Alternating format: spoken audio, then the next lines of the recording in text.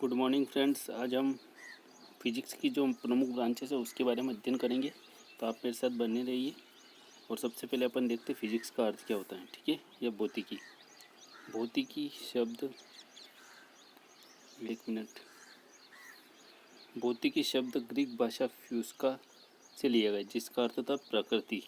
इसमें प्रकृति और दर्शनों का अध्ययन किया जाता है। ठीक है, ग्रीक भाषा का वर्ड से बना है फ्यूसिका, जिसका अर्थ क्या होता है प्रकृति, और जिसमें प्रकृति और दर्शन दोनों का अध्ययन किया। परंतु भौतिकी आधुनिक परिभाषा में ऊर्जा और पदार्थ के बीच उनके संबंधों का अध्ययन किया। आधुनिक भौतिकी जो देखते अपन, ऊर्जा और पदार्थ के बीच उनके संबंधों का अध्ययन करते हैं। ठीक है, जैसे न्यूटन और आइंस्टाइन को भौतिकी के जनक माना था। ठीक है, इस लेख के माध्यम से अपन इसकी विभिन्न शाखाओं की सूची के बारे में अध्ययन करेंगे। ठीक है,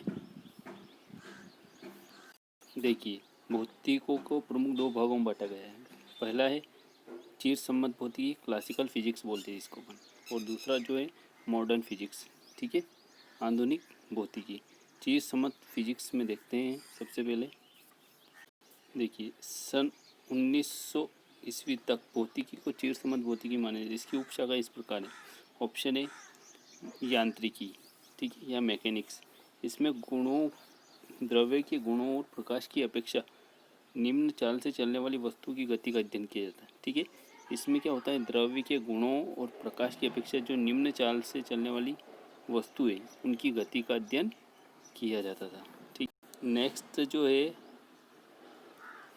जो है प्रकाशिकी या ऑप्टिक्स। इसमें प्रकाश तथा इसके उत्पादन, संचरण, संसूचन से संबंधित घटनाओं का अध्ययन किया जाता है, ऑप्टिक्स। ठीक है, और लास्ट जो ब्रांच है ध्वनि तथा तरंग गति, साउंड एंड वेव मोशन। इसके अंतर्गत तरंग गति और ध्वनि का उत्पादन तथा संचरण का अध्ययन किया जाता था। ये तो चिर समझ जो भौतिकी है उसकी शाखाएं है ना। अब आधुनिक भौतिकी क्या है, उसकी शाखाएं अपन आगे बढ़ते हैं। कि चिर समझ भौतिकी की दो शाखाएं और बची है। एक तो बची है ऊष्मागतिकी, हीट एंड थर्मोडायनेमिक्स। इस शाखा में ऊष्मा की प्रकृति, उसका संचरण और उसके कार्य में परिवर्तन का अध्ययन किया जाता है। ठीक है, जो हीट एंड थर्मोडायनेमिक्स है उसमें प्रकृति, उसका संचरण और कार्य के परिवर्तन के बारे में अध्ययन करेंगे। ठीक है, नेक्स्ट है इलेक्ट्रोमैग्नेटिज्म। ठीक है, या विद्युत चुंबकत्व। इसमें विद्युत चुंबकत्व एवं विद्युत चुंबकीय विकिरण का अध्ययन किया जाता है। ठीक है, इसमें क्या किसका अध्ययन किया जाता है, विद्युत चुंबक के बारे में और विद्युत चुंबकीय विकिरण के बारे में अध्ययन करेंगे। ये सब चिर सम्मत भौतिकी की शाखाएं थी। ठीक है, अब क्लासिकल बोलते हैं सब। अपन अब पढ़ेंगे मॉडर्न भौतिकी, आधुनिक भौतिकी की। आधुनिक भौतिकी में मॉडर्न फिजिक्स, इसमें मुख्यतः 20वीं शताब्दी की भौतिकी अध्ययन किया जाता है। इसकी उपशाखा इस प्रकार है। इसमें 20वीं शताब्दी की जो भौतिकी उसका अध्ययन किया जाता है, और इसकी उपशाखाएं जैसे पहली जैसे कि मॉडर्न फिजिक्स है, परमाणु भौतिकी। ठीक है, परमाणु भौतिकी एटॉमिक फिजिक्स बोलते हैं। यहाँ मॉडर्न नहीं आएगा, एटॉमिक आएगा। ठीक है, तो इसमें आएगा परमाणु की संरचना, विकिरण के साथ उसकी अन्योन्य क्रिया का अध्ययन किया जाता है। ठीक है, इसमें जो परमाणु होता है उसकी संरचना और इंटरेक्शन का अध्ययन किया जाता है। किसमें, परमाणु भौतिकी या एटॉमिक फिजिक्स में।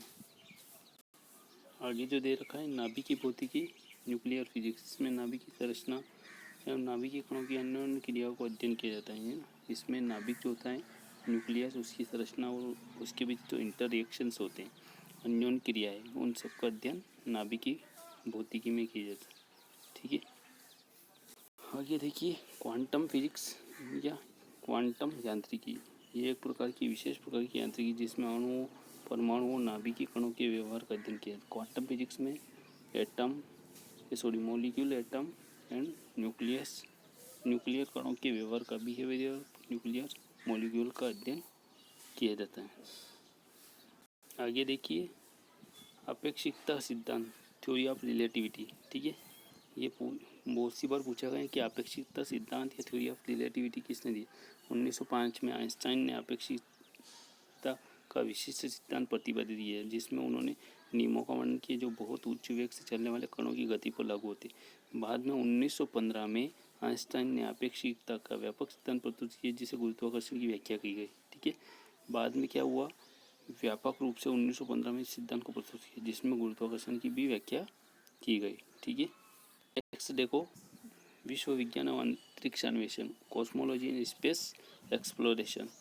इस शाखा में विश्व की उत्पत्ति, संरचना, विभिन्न खगोलीय पिंडों की गति का अध्ययन किया जाता है। अंतरिक्ष अन्वेषण में मानव निर्मित एवं कृत्रिम उपग्रहों का प्रक्षेपण, उनसे प्राप्त सूचना का विश्लेषण व अध्ययन किया जाता है। ठीक है, ये कॉस्मोलॉजी जो अंतरिक्ष विज्ञान से संबंधित है, और अंतरिक्ष अन्वेषण। ठीक है,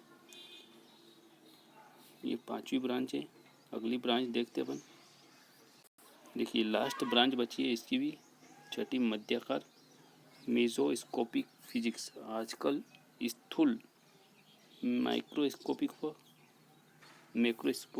व माइक्रोस्कोपिक प्रभाव क्षेत्रों के मध्य ऐसा क्षेत्र उभर कर आए हैं जिससे टिकेट्स या कुछ सैकड़ों परमाणु से समूह का अध्ययन किया जाता है। ठीक है, मध्याकार मतलब मीजो, जिससे माइक्रो और मैक्रो दोनों के मध्य का जो क्षेत्र है उसमें, जिसमें दशक या कुछ सैकड़ों परमाणु के समूह का अध्ययन किया जाता है। ठीक है, thanks for watching dear friends, and if you like this video subscribe my channel and share with your friends. धन्यवाद।